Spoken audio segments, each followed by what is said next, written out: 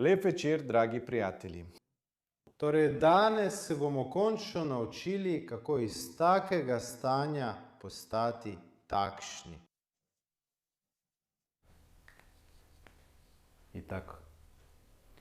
Torej, po zadnjih raziskavah Civilskega inštituta za izključenost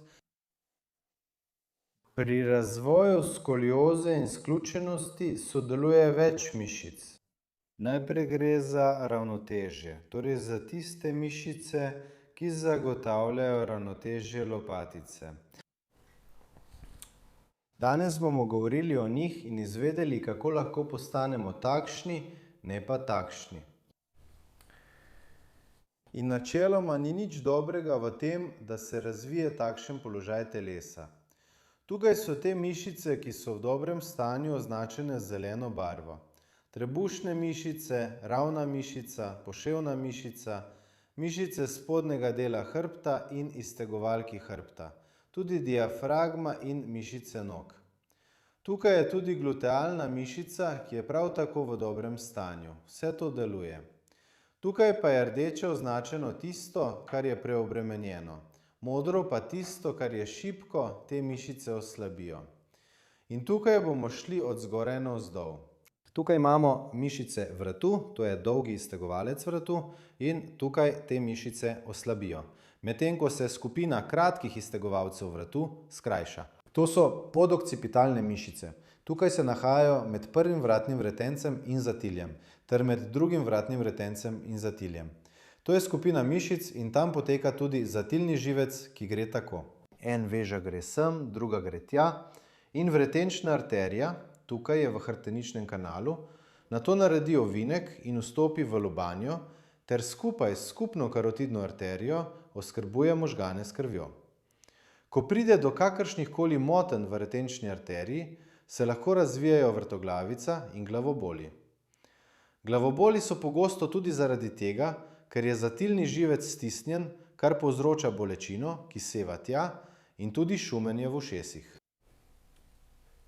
Druga brada se začne pojavljati tudi tukaj, tudi če ni odvečne teže, se vseeno tukaj nekaj poveša. Tudi te mišice se nekoliko povesijo, kar je odvisno od drže telesa. Nadalje spustimo se nekoliko nižje, tukaj na raven trebuha. Tudi tukaj vidite, med trebušnimi in hrbtnimi mišicami je vse v redu. Diafragma deluje, vdih, izdih izvajamo. Tukaj se vse premika. Rebra se premikajo, vretenca se premikajo, diafragma se premika. Notranji trebušni pritisk je dober. Tukaj pa, da naredimo vdih, se mora diafragma spustiti nižje. Organi trebuha lahko tudi spreminjajo svoj položaj. Sam trebuh se izboči naprej, ker je prostora manj. Razdalja med črevničnima kostema medenice in 12. rebrom se je zmanjšala. Če se je na enem mestu nekaj zmanjšalo, pomeni, da se mora na drugem mestu nekaj povečati. Zato, da ohranimo enak intraabdominalni pritisk, se trebuh nekoliko sprosti, začne nekoliko štrleti naprej in nastane tak simpatičen trebušček. Tudi mišice zadnjice tukaj izgubijo tonus. Tukaj izgubijo svoj tonus, tukaj pa ga pridobijo. Pri vsakem koraku lahko delujejo.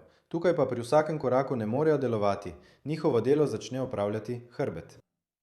In pri koraku je medenica tukaj stabilna, tukaj pa se, glede na medenico, noga premika pri vsakem koraku v kolčnem sklepu.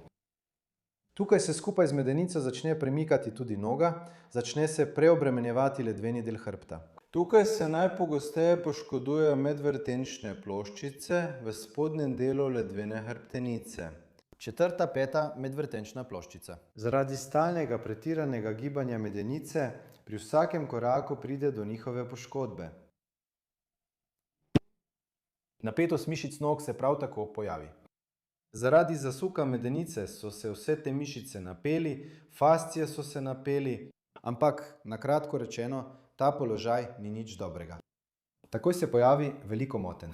Pri fizičnih naporih se vse poslabša, ker se obremenitev enakomerno ne porazdeli niti po hrbtenici, niti po sklepih, tudi kolčni sklep se poškoduje.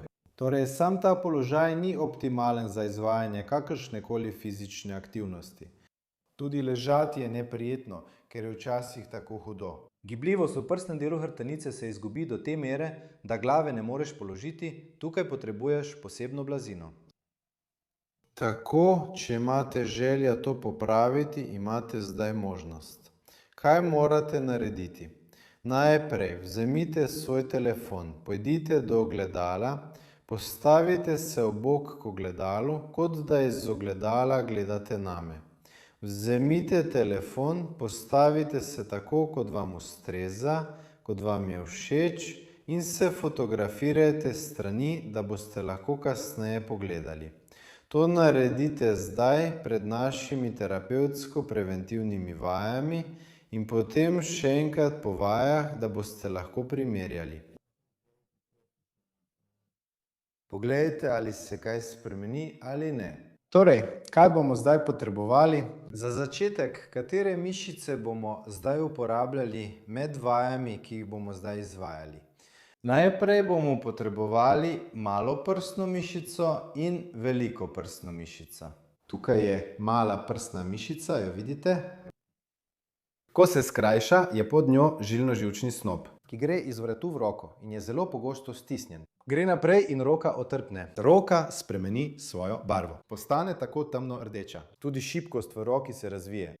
Ne morete razviti polne moči, ker impuls prihaja iz možganov. Preko hrbtenjače, kot po žicah, impuls do roke ne pride dobro. Tudi občutljivost se spremeni. Ne morete več popolnoma določiti, kaj ste prijeli v roko. Kaj je to? Nima pomena. Tudi prsti lahko oslabijo. Sklepi lahko začnejo boleti. Tudi na rokah. To je mala prsna mišica. In zadaj tukaj je velika mišica. To je trapezasta mišica. Tukaj ima zgornji del, srednji in spodnji del. To bomo potrebovali. In pod njo se nahaja še romboidna mišica. Tudi to bomo malo uporabili.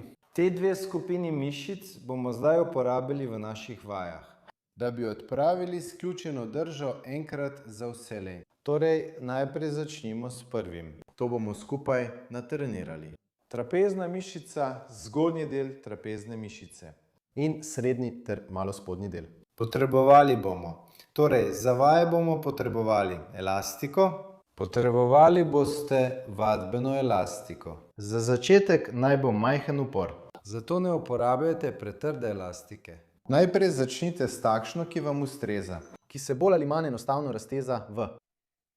Doma vam bom pokazal, kako lahko naredite, tako da vam ni treba nikamor iti. Kot imate radi, vse lahko naredite doma.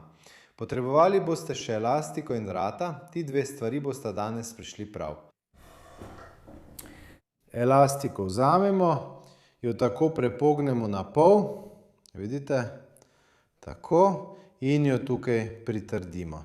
Zdaj bom pokazal, tukaj je luknjica, tako odprete vrata, tukaj je taka luknjica, vidite, in v to luknjico tako vstavite elastiko in zaprete. Tukaj bo dobro držala. Namestite tako, da bo na ravni vašega komolca, približno. Ne, to je previsoko, naredite malo nižje in poskusite, če je. Če ne bo držala, lahko elastiko potisnete skozi in na nasprotni strani naredite še vozel. Naredite tako, da bo dolžina enaka na obeh straneh. Zdaj morate to elastiko vleči k sebi.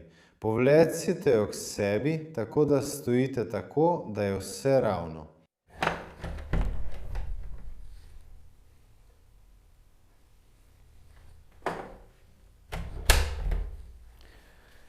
Najprej poskusite elastiko potegniti k sebi in se oddaljite od vrat toliko, da boste lahko to gibanje naredili v celotni amplitudi. Potegnili ste jo in tukaj zadaj je vaša naloga, da lopatice čim bolj približate skupaj. Tako ste jih približali skupaj in gibanje nazaj izvajate počasneje, kot ko vlečete elastiko k sebi. Sem lahko potegnete dovolj hitro, nazaj pa počasneje. Sem potegnete in nazaj. K sebi lahko vlečete tudi hitro, glavno je, da gibanje nazaj ne izvajate hitro.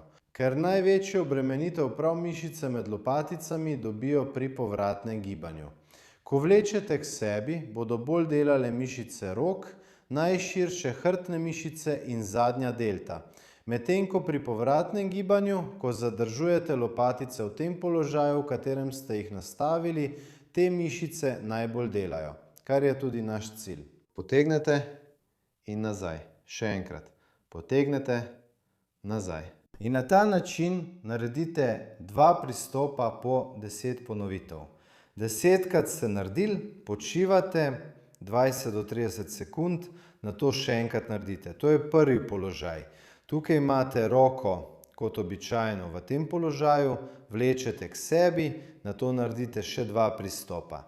Roko obrnemo, tako da je dlan obrnjena navzgor in naredimo isto. Potegnemo k sebi in nazaj. Potegnemo k sebi in. Prav tako počasi naredimo gib nazaj. Tukaj boste opazili, da je razlika med tem gibanjem in tem gibanjem. Na hrbtu bodo delovale nekoliko različne mišice. V tem položaju se bodo bolj napenjale zgoraj, v tem položaju, nekoliko nižje, se obremenitev bolj prenese na spodnji del trapezaste mišice. In iz rok se obremenitev bolj prenese prav na mišice med lopaticami. Nazaj prav tako vračate z dlanjo navzgor, gib naredite sem, potegnete nazaj, gib naredite, prav tako naredite 2 pristopa, enako kot prej. Med njimi počivate do 30 sekund. Vse je odvisno od tega, kako utrujeni ste. Če ste zelo utrujeni, si lahko vzamete celo minuto počitka. To je prva vaja. Srednji in nekoliko spodnji del trapezaste mišice in romboidne mišice, zdaj malo bolj zanimivo, pritrdimo elastiko nekoliko nižje, tukaj. Na enak način vzamemo vse isto in jo vlečemo na enak način. Tudi vi se postavite tako, da lahko izvajate celotno amplitudo gibanja. In tukaj, ne glede na to, kaj čutite, katera mišica se vam zdi bolj napeta, bo tukaj obremenitev bolj na zgornjem delu trapezaste mišice. Preprosto, ko je ta mišica slabo razvita, je običajno slabo razvita. Še posebej pri ljudeh, ki imajo sključeno držo. Sprva boste slabo čutili, da se napenja. Ampak to ne pomeni, da delate narobe. In tukaj iz spodnje točke naredite isto. Lopatice stisnete skupaj in nazaj. Stisnete skupaj in nazaj. Tukaj prav tako izvajate v 2 položajih. Ko imate roko v takem položaju, roko obrnete in v takem položaju prav tako izvajate z dlanjo navzgor. Če je popolnoma neudobno obrniti dlan, jo lahko malo pod kotom 45 stopinj obrnete. Tako. In v teh 2 položajih trenirate to mišico. Najprej v enem položaju, potem v drugem. Povratno gibanje poskusite narediti nekoliko počasneje. In na ta način smo zdaj obremenili mišice, ki se nahajajo med lopaticami, ki bodo lopatico zadaj držale na mestu. Zdaj moramo malo raztegniti tiste mišice, ki se nahajajo spredaj. Zaradi neravnovesja, zaradi tega, da so zadaj običajno šibkejše kot spredaj. Ker večino gibov izvajamo spredaj, zadaj pa roke redko kaj počnejo, so sprednje mišice, torej prsne mišice, običajno veliko bolje razvite kot tiste zadaj. Za naslednjo vajo potrebujete bodisi vratni okvir ali pa še bolje, prav za razvoj gibljivosti lopatic, je bolj primeren kot. V kotu je to vajo bolje izvajati. Torej, našli smo kot. Postavimo se s pogledom proti njemu, roke damo ob straneh kota, tako kot vam ustreza, dlani lahko postavite, kakor vam je udobno. Postavite jih približno tako, da je dlan v višini komolca. Postavimo eno nogo naprej, tako da je čim bližje kotu, drugo nogo damo nazaj in bomo izvajali takšno gibanje. Zadnjo nogo postavimo na prste, se potisnemo naprej in pri tem se lopatice zadaj približajo skupaj, spredaj pa se mišice nekoliko raztegnejo. Tukaj naredimo 10 takšnih gibov, najprej na eno nogo, potem na drugo. Zadnjo nogo ne pozabite postaviti na prste, ker če tega ne boste naredili, se boste nagibali naprej. Tukaj je pomembno, da tudi medenico potisnete naprej. Druga možnost je, če kota ni, naprimer, če vam ni všeč delati v kotu, lahko isto naredite v vratnem podboju. Roke postavite v vratni podboj, prav tako na isti višini, v višini komolca. Eno nogo postavite naprej in se na enak način potisnite naprej. Zadaj se vam bodo lopatice združevale, hkrati pa se bo izboljšala gibljivost lopatic in rama se bo pomikala nazaj. Ta skupina vaj za raztezanje in krepitev bo vaše mišice spravila v tonus. In zdaj najbolj zanimivo.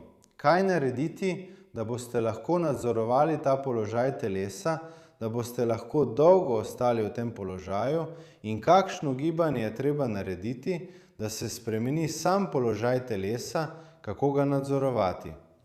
Ko stojimo, namreč ni jasno, ali se držimo sključeno ali ne. Zavzamemo pač udoben položaj telesa. Tistim, ki so uspeli pogledati do konca, tole pokažem samo njim. Ostali, ki do tega trenutka niso pogledali, nimajo sreče. Zelo vam bodo zavidali. Tukaj je roka, tukaj je kost, imenuje se sprednji zgornji črevnični trn. Tukaj se nahaja, vidite, tukaj, to je ona. Tukaj imate dve orientacijski točki, palec in to kost tukaj. Če stojimo in imamo palec roke pred to kostjo, potem se rama samodejno premakne naprej, semle. Če pa roko premaknemo nazaj, potem se rama premakne nazaj. Rama bo šla za roko tja.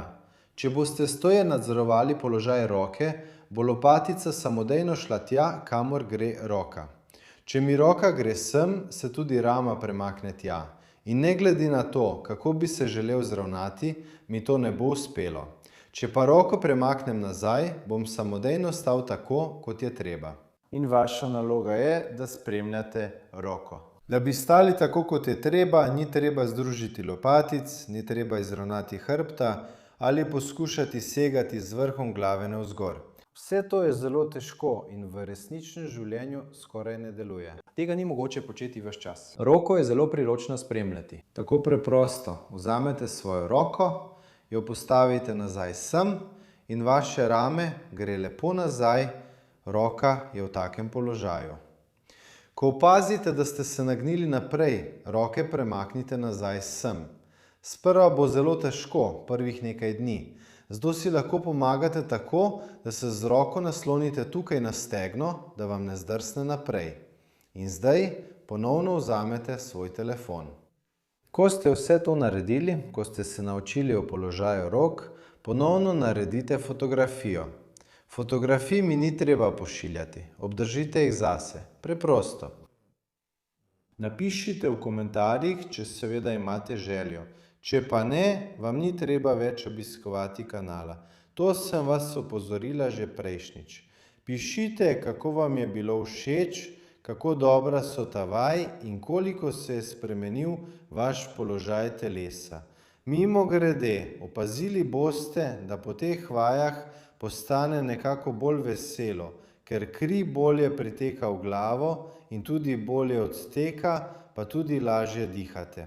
Morda se vam bo tudi razpoloženje izboljšalo, ampak to bo po ogledu videa. Tudi po vaji. To je vse.